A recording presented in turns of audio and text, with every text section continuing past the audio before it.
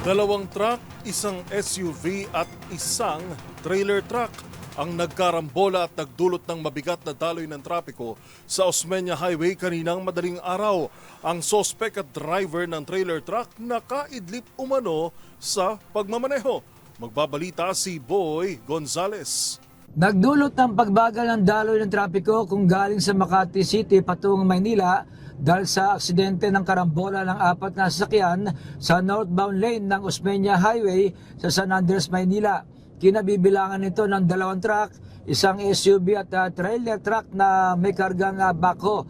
Nangyari ang aksidente pasado alas 4 ng madaling araw ng Martes kung saan mabagal ang takbo ng dalawang truck na pinapagitnaan ang SUV nang biglang banggain sila ng trailer truck na may plate number Charlie Delta Kilo DASA 4821. Ayon sa investigasyon ng mga otoridad, nakaidlip umano ang driver ng trailer truck kung kaya't nasalpok nito ang huli ang bahagi ng truck saka nabangga ang SUV kaya't naipit na ito sa isa pang truck.